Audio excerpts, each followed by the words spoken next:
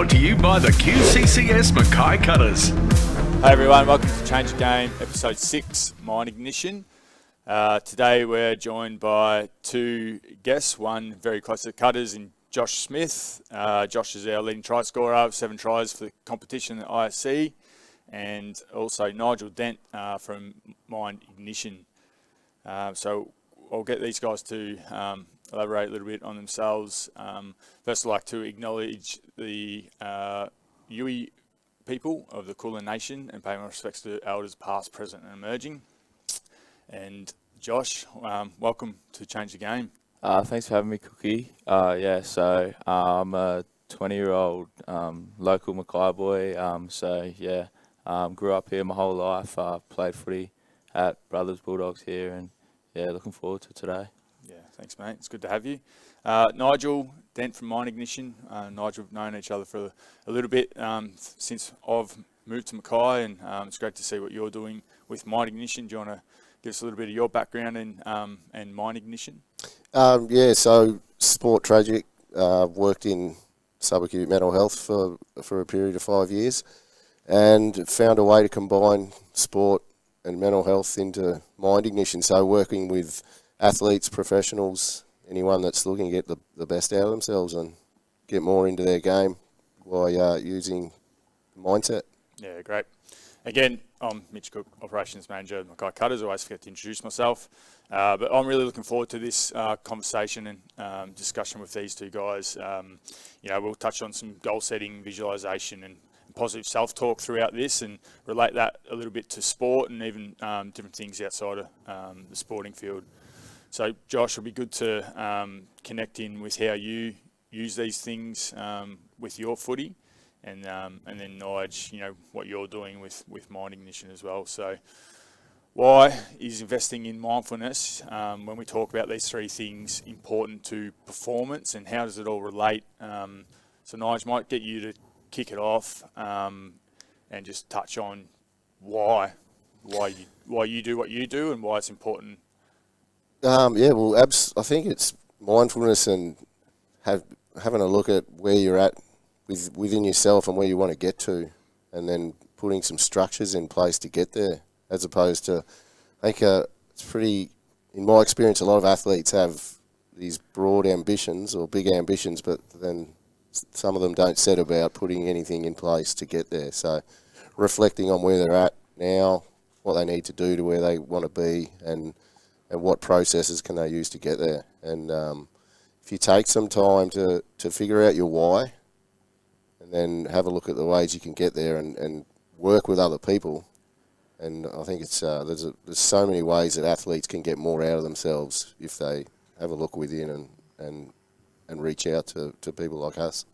Yeah, so you currently work with the Crusaders, local soccer team here in Mackay, on all these things. So what's probably an area where one of the players has gone to you with this, and you work with them, and what has been their why, and how has that been implemented to their performance?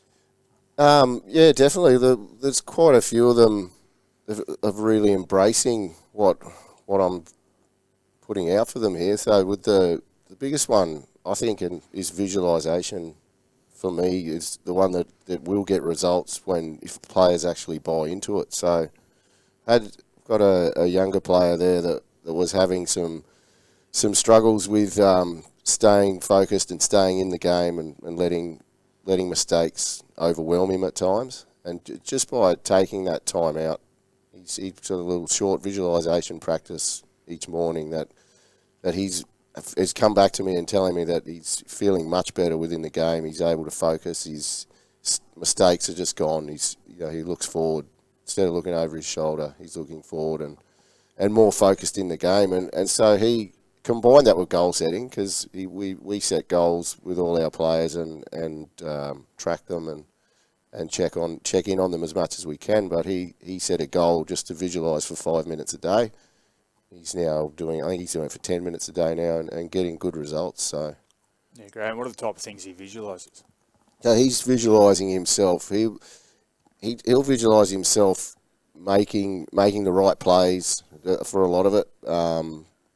passing or striking the ball the way he wants to, being more vocal and around his mates. And then the thing that he's done that's worked most for him is visualising when things have gone wrong, and then himself being able to bounce back and keep that head up and embrace what he needs to do next, as opposed to when we first started working together, he's one of the players that the head would go down. He'd spend, even if it's only 1 or 2 seconds with that head down, then you're not in the game. So he's been able to literally visualise himself bouncing back from those mistakes, and the head stays up, and you can see it when he's playing, that he's much better when something goes wrong. Whereas 12 months ago, you could see that it stayed with him for a period of seconds, sometimes minutes, and affected his game. So, yeah, great. So, yeah, he's got that toolkit that he can go to inside the game and use those cues when things are going bad to get him back on track. Absolutely. That's great. So, Josh, let's talk to you a little bit more about goal setting. I know at the start of the year, touched on a little bit of goal setting with yourself, and I know you've probably done a lot throughout your journey through the academies with the Cowboys and here at the Cutters. But what are some of the short-term, long-term goals you've sort of put in place? I guess with my goal setting, I've kind of just focused on a lot of short-term, like what I want to do in the next, 3 months. Long-term, what I want to do in the next year or so. So personally for myself, I found that with goal setting, short term, I wanted to, so much at the start of the year was play Queensland Cup. And so I guess I kind of put smaller goals in place. So whether that be run the 40 metre quicker, or it be play good in the first trial or play good in the second trial. I just put small things in place, and it even started so back to when COVID hit last year, where I kind of was training non-stop throughout COVID just for this goal to happen. Mm-hmm. Even though my goal got pushed back a year, I figured that by putting these smaller goals in place, it worked. And I guess my long-term goal would have to be probably playing the NRL and get an NRL contract by the end of this year, hopefully. Yeah, hopefully you do, mate. You've had a good year so far, so you're definitely ticking some of those goal boxes. Especially early was to play ISC. So then did you reset once you sort of ticked a goal? Or? Yeah, I guess I kind of reset. When I hit the play ISC goal, my next goal, I guess, was to play consistent ISC. So it wasn't just be a one-hit wonder, so play one game and then just go back and play 21s. For me, it was I wanted to play all year if I could, and at the moment I'm going pretty well to do that. Yeah, very good. So the big thing is, so we're talking about why it's important, touched on some of those things, but then how we implement things like goal setting, visualization, and positive self-talk, especially in the moment. I think when things like you mentioned with the player you're referring to, when things go bad and we need to get back on track and reflect on the positive. So what are some of the things for how to implement these things for the players you're working with and people even outside of sport? And then also swing to you, to Josh, as well, about some of the little things you use inside of a game. We might even start with you. Yeah, well, I guess with me, I found that, so obviously I'm 20 and I'm still learning how to kind of utilize that. So I guess I struggled a lot growing up with when I made an error, trying to get myself back on track and just go, rightio, move on from it. And I guess I've improved over time to the point where I've been able to get to the point where if I do make an error, I can switch back on because I just focus on the little things of my game, whether that be the next tackle that I have to make or the next run, and not try and force anything, whether that be just a pass that I'd make, whether in the heat of the moment, I'd hold the ball. And then, but yeah, I guess I've kind of improved a lot on getting my mind right to when I do make an error. Yeah. Yeah, very good. Yeah, I think that's a really important point, to focus on what happens next more than what's happened. And there's another way we the players I work with speak about is anchors. I don't know if you've heard of it, anchors, Josh. So when things are going really well in a game, players have set themselves up with a little anchor that it might just be a slap on the thigh, or some players just squeeze their fingers, or there's little things like that you can do that if you do them when you're up and about, and then you can reuse them when you do go a little bit flat, or if you find yourself get a bit stuck, you go to your anchor, and it's just a little cue to remind yourself, I'm up and about here. I need to get back in this. It's not what's happened, and it's gone. And like you said, you go Yeah. move on really quickly. And there's a lot of ways there's a lot of different ways you can utilise anchors. And it's just individual, whatever works for one. So when we talk about anchors, are we talking about anchor statements? Yeah, well, an anchor statement so that could be depending on what's happened and what you want to be. And again, it's individual for each player, but yeah, a little statement that you'd have. So, I got this, or next ball, or head up, or whatever it is. But at the same time, if you have some sort of physical, some players pinch themselves on the arm, or just a little slap on the thigh. Yep. Or even Ronaldo uses a big, deep breath in. You see him, he sucks it right in, and that's his anchor. Yeah, very good. So goal setting, implementing that. We talked a little bit with Josh, but with the Crusaders and the work you're doing, how do you guys utilise goal setting? I think the biggest thing for me or for us is the way you action your goals. So like Josh touched on his goals. So then if you're writing them down and actually sitting down and thinking about the steps you're going to take to get there and how does that look. So with Josh's NRL dream, he'd have the actions would be to achieve this at the Cutters this year, and whether that's this amount of tries and play well here and there, and then for your short-term goals. So I guess like Josh said, play really well in the game, one of your pre-season games. Yeah. So how do you action that then? So do you sit down and you say, all right, well, I want to make sure that I'm vocal and I'm going to make sure I want to score this amount of tries, or I want to have this many tackle breaks, or whatever it is. And then how can you work on that through the week? So you can breaking them down into how you action that at training, and what can I do? Can I do a little bit extra after training, or can I do some extras here?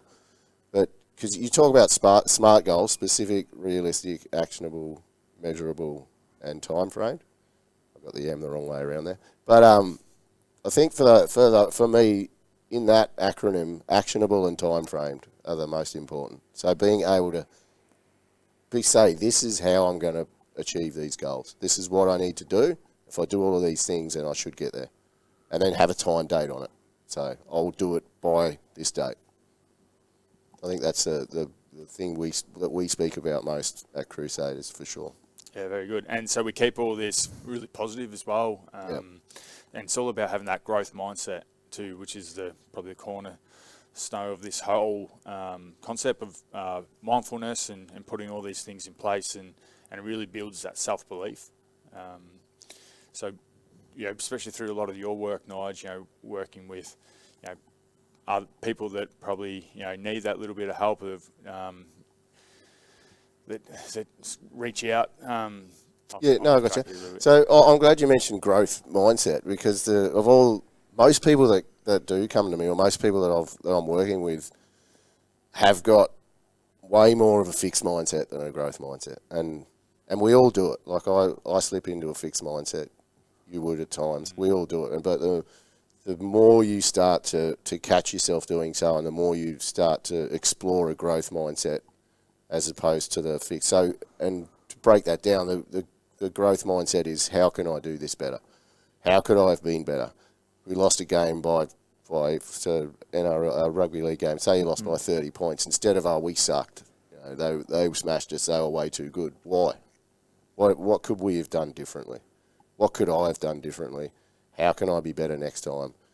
Asking yourselves these types of questions to develop that growth mindset, and then when you feel yourself in the fixed mindset, which again we all slip back into it, catching those thoughts and being able to change them. So for me and the people I'm working with, it's definitely about looking within what's going on, what's going right. How can I maximise my strengths, play to my strengths, but also how can I capitalise? How can I improve my weaknesses, or RFIs, room for improvements? So, I guess where I was trying to get to before is it's not only just on the sporting field, it's in everyday life. Absolutely. So everyday stresses, living a healthier life, these things all add up. Yep. Getting yourself back on track. So even goal setting and visualising, what you're going to do in your day-to-day whether it is getting to the gym and doing a gym session, it's about getting up off the couch or getting out of bed when your alarm does go off. Having that positive self-talk in the moment to get up. Sometimes it's easier to lie in bed or sit on the couch and not do the gym session, but all these little things, I think, do add up and lead to the bigger picture, and it definitely relates to off-field as well. Absolutely. You think all these goal setting, visualization, positive self-talk, self-belief, growth mindset, they are so holistic. It's not, it's not funny, but it is. It's completely applicable to your whole life. And if you do start applying these things as an athlete, you'll find you'll start applying them outside of your athletic endeavours, and your life improves all around. Yeah, so Josh, for you, off-field things that you've implemented that don't relate to just footy to make yourself better, a better person, better athlete. What are some of the things that you've implemented? I guess with for myself, I kind of try to work on a lot more just when I'm like off the footy field, being present in being off the footy field. So I've found myself struggling to switch off when I'm on the footy, off the footy field. Mm-hmm. So I'll go away from training. I'll be at home with my mum and that, and I'll be thinking about our next game or the next moment where I'm going to be training or something. And then I guess I've tried to work a lot on just living in the moment rather than living in the past of what happened in a game or what is going to happen in the next game. So I guess I've tried to work a lot on myself, just when I'm with my family, just actually being there and finding just a reason to switch my brain off from thinking about what I was doing in the game. Can you give us any example of how you do that? I guess with me, it's just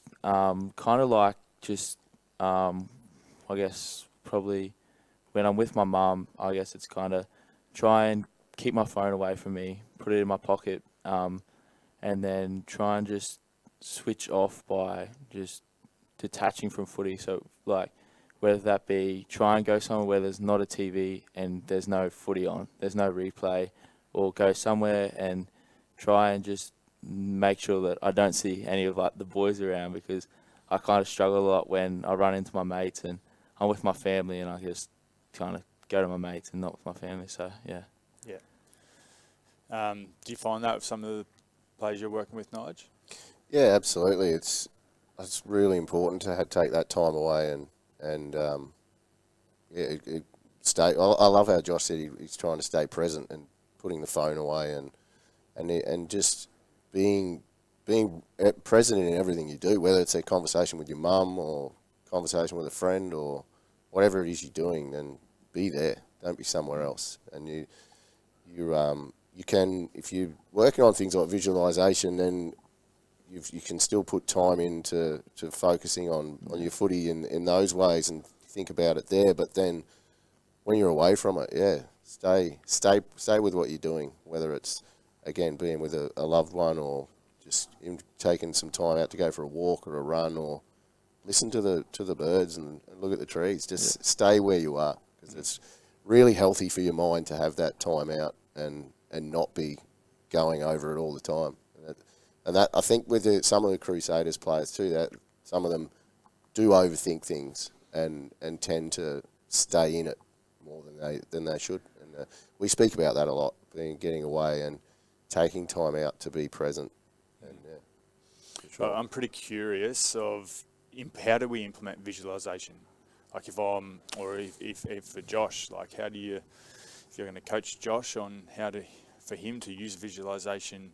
Absolutely, and for me, it's such a game changer.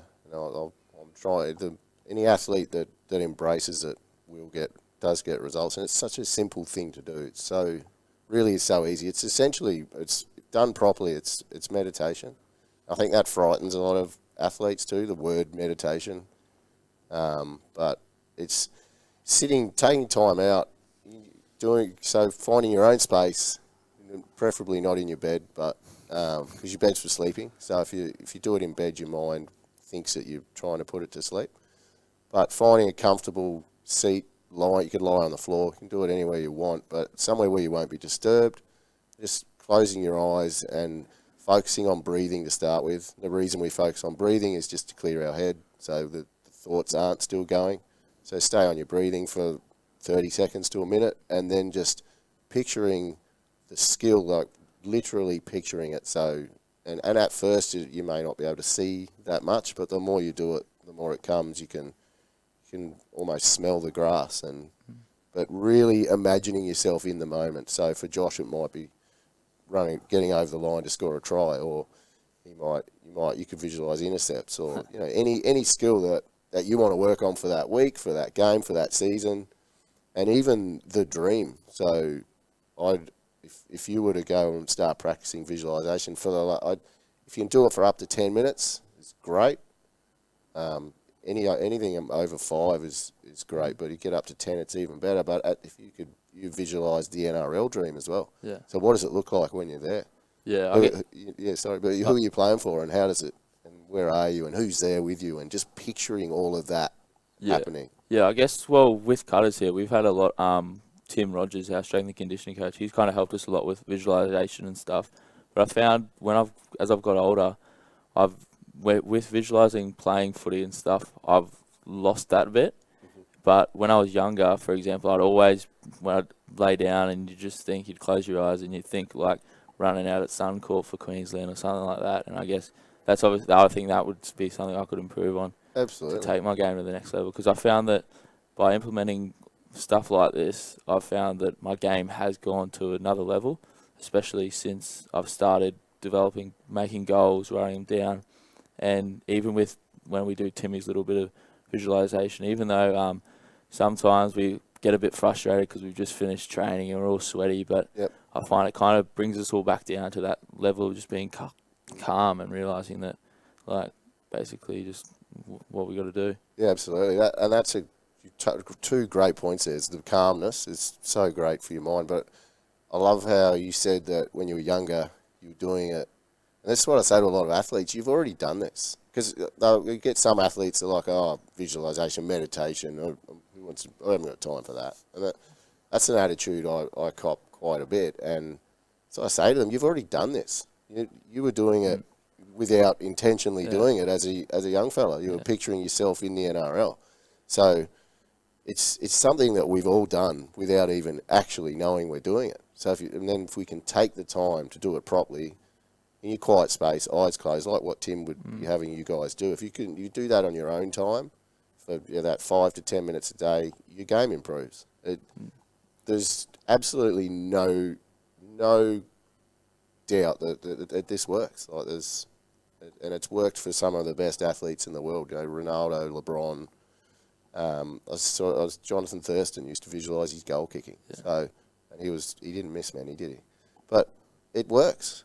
And if I can get anyone that I deal with to do this, then everyone that has done it with me has come back and said, I can feel this working. Positive outcomes. So if we've touched on a little bit of that visualisation of how we can implement it, goal setting, about writing goals down and having them actionable. So let's talk more on positive self-talk, and for any aspiring young Mackay Junior Rugby League players coming through, how can they implement some positive self-talk to get better? Yeah, good one. Now, this is a big one, especially, I'm glad you said young, for the younger players. I see it a lot. You can almost hear what they're saying to themselves just while we're watching them sometimes, and it really is another. Just as with visualization, when you start doing that, it feels a little bit off. Doesn't feel foreign. Yeah, it feels foreign, and it's the same with catching thoughts. So it's just about catching the way you're speaking to yourself and taking note of how you speak to yourself, because we have up to 10,000 thoughts a day that we don't track them. No, it's just, what am I doing for dinner? What about the argument I had yesterday? All this stuff just flies through your mind, and then for athletes, then when something goes wrong, it's a knee-jerk reaction to be flat on ourselves and say things to ourselves, and what'd you do that for? Or you're useless, or I'm useless, or I always stuff that up, I always miss that kick, and these types of things. And one thing I'll say to my athletes is, What if your best mate kicked that kick? What if your best mate missed that goal? Would you go over to him and tell him he's useless? Would you go and tell him, give him a shove and abusively tell him that he's just cost you the game? You wouldn't do it, would you? But you do it to yourself. We do it to ourselves all the time. Well, some more than others, but young athletes, yeah. So I think that's a really easy way, just a simple thing, is to imagine you're talking to your best friend. Or think about you talking to someone you love. And then how do you talk to yourself? Because it's something that can be changed pretty quickly if you're conscious of it and you take note of what types of things you're saying to yourself, for sure. Yeah, well, I guess with myself, I found that this year, especially our coach Mick, he's helped me a lot with picking myself up. So he always says to me, "Don't carry your divots." Yep. So I guess in the first game we played, I made a couple errors and I would put my head down and I'd do that negative talk to myself. I'd be saying to myself what are you doing here? And then you'd come on, stop, mate, stop. And I'd be trying to pick myself up and I just keep carrying the fact that I made an error rather than, I guess, switch to the next job that I've got to do. And I worked a bit on that for the next week, and it was kind of just focusing on the little jobs, but also I kind of come up with these sayings where it was just always say, you deserve to be here and you got this. And I found that it helped me a lot. So, yeah. And they're the type of things you'd say to your mate, yeah, aren't they? Yeah. So, and it's really all these three: visualization, goal setting, and positive self-talk. They all just amalgamate so well, and so you can set goals to be more positive self-talk. So again, action it. I'm gonna keep a thought diary, or I'm gonna every time I catch myself being negative, I'm gonna challenge it. Or I'm going to implement it in the next game. Yeah, absolutely. Or you can put it into your visualization practice. So visualizing yourself being positive with yourself, and there's really simple ways to negate these things, but it really is a case of doing and doing often, and you'll see change for sure. Yeah. Let's touch a little bit more on Mind Ignition, what you're doing in the Mackay community, Nige, and even broader, travelling down to Brisbane and other areas to talk in schools, talk in businesses. You do touch on these things, and absolutely, just a little bit of insight into what you do. Yeah, so I guess the business is growing pretty quickly. I started talking in high schools last year, so speaking to young athletes about the three pillars that we've spoken about here, and just about their dreams. So you touched on it at the start. Like, what's your why? Or what's your dream? What's the end goal? So, Mind Ignition is about helping people achieve that. So, it's by using tools out of positive psychology, helping people get to where they want to be, and also, I can work with people that are having performance anxiety and these types of things. It's more about preventing those things in the first place. So, yeah, it's going around. I talk in schools. I've spoken to some businesses in Mackay, and I work with individuals. So, individual athletes and professionals that might need a little bit of help setting goals, because we sit here and talk about goal setting, but some people struggle to actually put it into words, or how do I action that? Helping them hold themselves accountable. So, just basically, Mind Ignition is to help people get where they want to be, because we've got, most of us have got some sort of dream, but too many of us don't follow through on it, and then you get to the end and wish I had done something about that. So, start now. Yeah, I love what you're doing too, especially for our community, and speaking in schools and all these positive messages that you're putting out there. No doubt it's going to help a lot of people, so keep it up. You're doing a great job. Josh, let's talk a little bit about the Cutters and the season so far, and your season as well individually, and let's look forward to for the rest of the season. How do you think we've tracked? Yeah, I guess we've had a bit of a rough season. We've dropped a couple games just in the last couple minutes, so that's been pretty disappointing for us, whether it be because we found ourselves that so for the first probably 2 weeks we played some pretty good footy, but we just couldn't get the result because we'd have a 10-minute period where we'd just lapse, and it got to a point where we've lost a couple games in a row, but when we would lose the game, we would find that our 10-minute lapses would get bigger to 20-minute lapses, and we kind of would just wouldn't be able to match it with teams. And then, but coming up for the next couple games, I think we've got a couple games that we can really take and finish pretty strong. So I'm looking forward to how the season's going to finish, because I know we've been putting in the hard work all the time. We're a real close group of boys, and we love being around each other. It's just hard when I guess we're not getting the results, and yeah. Well, I'm looking forward to watching you guys, mate, and no doubt it's going to turn. You guys need to stick together like you're talking about, a tight-knit group, and we're looking forward to getting some results on the back end of the year. We've had some of the girls play Origin, which is really good. Jazzy Peters and Zoe Cook, fantastic for the local community. What about you? What do you got going on, Nige? You got Crusaders.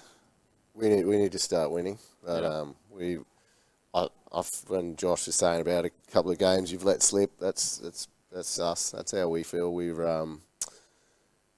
had some really winnable games that just for whatever reason we haven't got there. Different reasons in each of them, I'd say. But we feel like we can get out of this. We've got 13 games to go, so at the moment we're in the relegation zone, but we're about to embark on the Great Escape, we're calling it. So we're going to work our way out of there. We think we've got the players can play football. We know that, and they've proved that.